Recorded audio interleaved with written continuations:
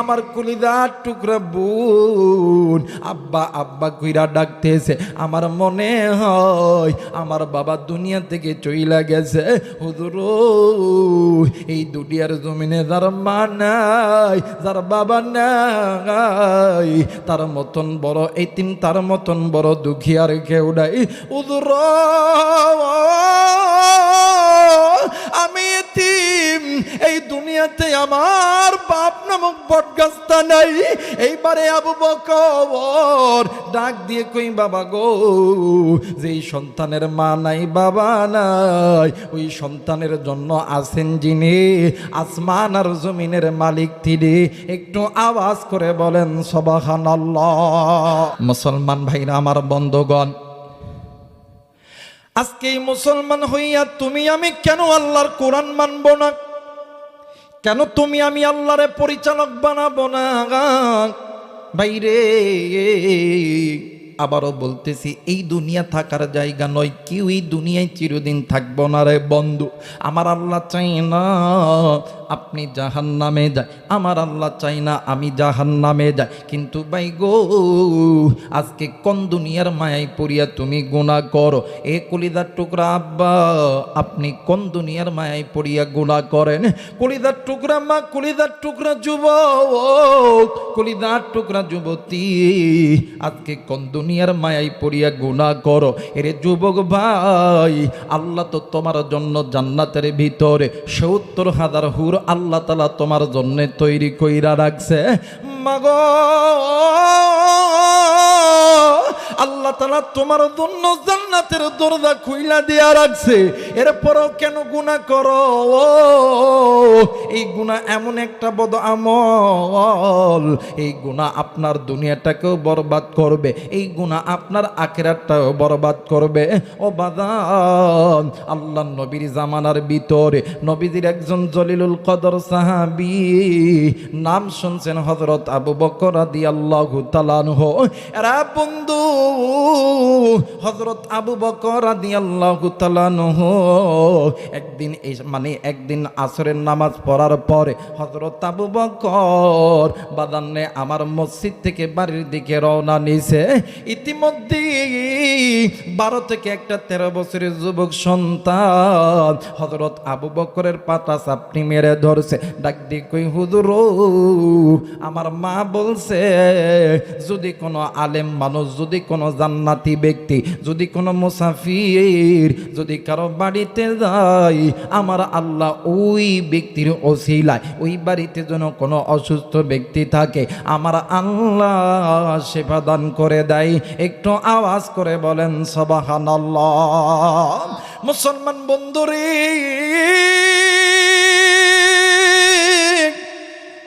আবু বকর ডাক দিয়ে কই, আল্লাহ আমার মন সাক্ষী দেয়, নিঃসন্দেহে এই সন্তানের মাটা হইল আল্লাহওয়ালা।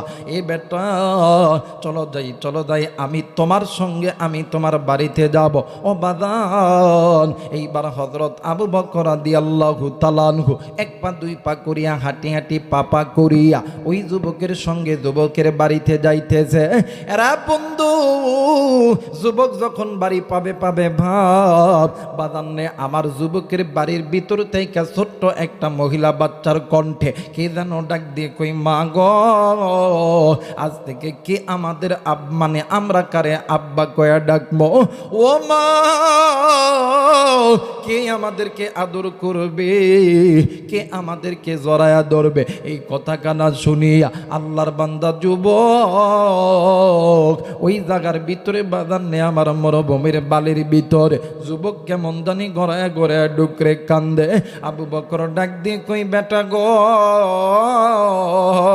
আমার কলিজার টুকরা বোন আব্বা আব্বা কইরা ডাকতেছে। আমার মনে হয় আমার বাবা দুনিয়া থেকে চইলা গেছে। হুজুর এই দুনিয়ার জমিনে যার মা নাই, যার বাবা নাই, তার মতন বড় এতিম, তার মতন বড় দুঃখী আর কেউ নাই। হুজুর আমি এতিম, এই দুনিয়াতে আমার বাপ নামক বটগাছটা নাই। এইবারে আবু বকর ডাক দিয়ে কই বাবা গো, যেই সন্তানের মা নাই বাবা নাই, ওই সন্তানের জন্য আছেন যিনি, আসমান আর জমিনের মালিক তিনি। একটু আওয়াজ করে বলেন সুবহানাল্লাহ। ওরে তুমি খালিক তুমি মালিক, বলেন না তুমি খালিক তুমি মালিক, তুমি দুনিয়ার মহাজন। হাইরে যার সাথে মোর বান্দায় আছে রে মন, হাইরে যার সাথে মোর বান্দায় আছে রে মন। নারাই তাকবীর, নারাই তাকবীর। বলেন তো দেখি আপনার আমার মন কার সাথে বাঁধা? হয় নাই, হয় নাই। আর একবার বলেন কার সাথে বাঁধা? আল্লাহর সঙ্গে বাঁধা। যাদের মন আল্লাহর সঙ্গে বাঁধা গো, এদের কোনো ভয় নাই, চিন্তা নাই। বিজয়ের মালা আমার আল্লাহ গলায় পরা দিবে। জোরে বলেন আল্লাহু আকবার।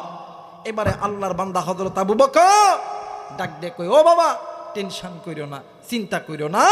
যে সন্তানের মা নাই বাপ নাই, ওই এতিম সন্তানের পক্ষে আছেন আমার আল্লাহ। দেখবেন এই সমাজের ভিতরে অনেক এতিম সন্তানকে বাপ মা রাইখা চইলা দেয়, আর কিছু ভাই থাকে, কিছু চাচা থাকে, ওই এতিম সন্তানের মাল তার বাবার সম্পদটাকে পুঁজি কইরা ও কোটি কোটি টাকার মালিক হয়ে যায়। যখন জমি যখন ভাগ করে, পোলা যখন জমি চাইতে যায় ডাক দে কই, তুই কষ্ট করে মানুষ করছি না। কথা কয় না কেন? এমন করে না? কথা কয় না? আপনাদের গুরুদাসপুরে মনে হয় নাই, কথা কয় নাই? দেখবেন ভাই বাপ মারা গেছে, ভাই আছে, ওই ভাই দেখবেন এই 20 বিঘা 30 বিঘা জমি দিয়ে ও লেখাপড়া করে গুরুদাসপুরে, মাসে 5,000 টাকা দিতে চায় না। কিন্তু ভাইয়ের বেডি আর বেটা ঢাকাতে পড়ে, মাসে 1 লাখ, কোনো অসুবিধা নাই। কথা কয় না কে? যখন জমি ভাগ করে এলাকার মুরব্বীরা ডাক দেখো, বাবা গো তোমারই ভাই একটু দেখো, ডাক দেখো চাচা এই গুরুদাসপুরে 13টা দোকান আব্বাই রেখে গেছে, খালি দোকানটা আমি নিলাম চাচা, সামনেকার জায়গা পিছনের জায়গা দিয়ে দিলাম চাচা। কথা রেখে আছে না এমন? কথা কেন আছে না? আবার দেখবেন এমনও লোক আছে, হায় হায় রে, দেখবেন এই বাপের জমিকে পুঁজি কইরা ঢাকা, নাটোর, রাজশাহী বিল্ডিং বানাইছে। এলাকার মুরব্বীরা ডাক দেখো, বাবা ছোট বাইরে জানা মাহরুম করিও না, একটা বিল্ডিং লিখে দেও। ডাক দেবে চাচা আপনি এটা কথা কইলেন, কত কষ্ট কইরা মাথার ঘাম পায়ে ফেলা এই বিল্ডিং করতে, এগুলো কি বাপের টাকায়? চোর। কথা কয় না কে? এরাই কয়দিন পরে দেখবেন রাত্রিবেলা হঠাৎ স্ট্রোক, অ্যাম্বুলেন্স ঢাকা, দেখবেন মাথার এক সাইড গেছে। কথা কয় না কে? দেখবেন স্ট্রোক করে হাত নাই, বা কথা কয় না কে? আরে এতিমের মাল এমন একটা হায়ার অ্যান্টিবায়োটিক ঔষধ, আল্লাহ বলেন ফিদিয়াতুন তুআমু মিসকিন। এতিমের মাল ভক্ষণ কইরো না, এতিমরে ঠকাইও না। এতিমরে যারা ঠকাইবো দেখবা স্ট্রোক হয়ে যাব, যে মুখ দিয়ে খেয়েছো জবান বন্ধ হয়ে যাব, যে পেটে আছে পাথর হইব। কথা বলেন ঠিক কিনা? যেমন এই শালা ডিপজলের এ বেটা বোনদের হক নষ্ট করে খাইতেছে, আর বোনেরা তার প্রতি মামলা দিতেছে, আবার ও আবার দানবীর হয়ে গেছে। কথা কয় না কে? জোরা কয় না কে? আরে এতিমের মাল খেয়ে যদি তুমি কোটি কোটি টাকার মালিকও যদি হও, ওই মাল পৃথিবীতে টিকতে পারে? এবার হযরত আবু বকর ডাক দেখো, বাবা গো তোমার জন্য মা নাই বাপ নাই, তোমার জন্য আছেন আসমানের মালিক আল্লাহ। জোরে বলেন আল্লাহু আকবার। এই বেটা ডাক দেখো, হুজুর তাহলে কি করতাম? কই তোমার বাবার লাশটা একটু বাহির করে দাও, আমরা সাহাবীরা তোমার বাবার লাশটা একটু ধুতো করব, কাফনের কাফন পরাবো, আমরা নিজেই জানাজার নামাজ পড়াবো। সুবহানাল্লাহ কয় না? হযরত আবু বকর ইমামতির মুসল্লায় দাঁড়াইছে, 3বার নামাজ ভুল করছে। কয়বার? জোরে কয় না কয়বার? আপনারা কি আমার উপরে রাগ হইছেন? কথা কোনো রাগ হইছেন? আমি কিন্তু বাদান কবরস্থানে ওয়াজ করতে পারি না, এটা আমার অভ্যাস নাই। এ জায়গায় থাকতে পারেন রাজনীতি দলের লোকেরা, রাগ কইরেন না। আমার দেশে যদি এই মুহূর্তে যদি খালেদা জিয়ারে গালি দেওয়া হয়, যারা বিএনপি করে ছাত্র দলের বাইরে একটাও বাড়ির থাকবো না, সবগুলা লাঠি লইয়া যাব গুরুদাসপুরে। কথা বলে নাকি? যারা আওয়ামী লীগ করে খালি গালি দেন, হাসে না এখনই গালি দেন। এই মুহূর্তে লাঠি ঠ্যাঙ্গা লইয়া দেবে গুরুদাসপুরে।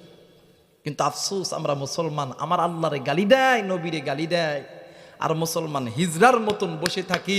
বুঝতে হবে এরা ইমানদার নয়, এরা নামধারী মুনাফিক মুসলমান। কথা বলেন ঠিক কিনা? আমার ভাইরা, এইবার হযরত আবু বকর 3 বার নামাজ ছাড়ছে। কয়বার? জোরে বলেন কয়বার? 3 বার। একজন সাহাবী পিছন থেকে ডাক দেখে, হুজুর আপনি 3 বার নামাজ ছাড়লেন, কারণ কি? ডাক দেখো, বাবা গো, আমি প্রথমবার যখন সব আল্লাহু আকবার বলছি, আমি নজর করে দেখি এই মৃত ব্যক্তির ঠিক এই বগলের এই জায়গার মধ্যে কি যেন নড়তেছে। আমি এই ভয়ে নামাজ ছেড়ে দিছি। দ্বিতীয়বার যখন আল্লাহু আকবার বলছি, আমি নজর করে দেখি এই মৃত ব্যক্তির ঠিক এই মানজা কোমরের এই জায়গার মধ্যে কাফনের তলে কি যেন নড়তেছে। আমি এই ভয়ে নামাজ ছেড়ে দিছি। তৃতীয়বার আমি যখন নজর করে দেখি মৃত ব্যক্তির ঠিক বুকের ভিতরে কাপড়ের মধ্যে কি যেন নড়াচড়া করতেছে। আমি এই ভয়ে নামাজ ছেড়ে দিছি। সাহাবী ডাক দেখে, হুজুর আপনি যদি অনুমতি দেন আমরা এই লাশটাকে একটু চেক আপ করতাম। সুবহানাল্লাহ কয় না? 3 জন সাহাবী মিলিয়া ওই লাশের কাছে যাইয়া, লাশের মুখটা তো চকলেটের মতন এমন করে বাঁধানো, কথা কয় নাকি? এই যেমনি করে মুখটা যখন একটু খুলছে, ওই লাশের ভিতর থাইকা বিশাল বড় একটা সাপ আল্লাহর নামের জিকির করতে করতে ওই মৃত ব্যক্তির বুকের উপরে দাঁড়ায় গেছে। জোরে বলেন নাউজুবিল্লাহ। এই পৃথিবীর জমিনে এমন কোনো মা নাই, এমন কোনো বাবা নাই, সন্তান মারা গেছে, সন্তানের বুকের উপরে সাপ দাঁড়ায় আছে, কোনো মা কোনো বাবা সহ্য করতে পারে না। অথবা বাপ মারা গেছে, বাবার কবরের উপরে সাপ দাঁড়ায় আছে, কোনো ছেলে সন্তান কন্যা সন্তান সহ্য করতে পারে? জোরে বলেন পারে? মুসলমান ভাইরা আমার বন্ধুগণ,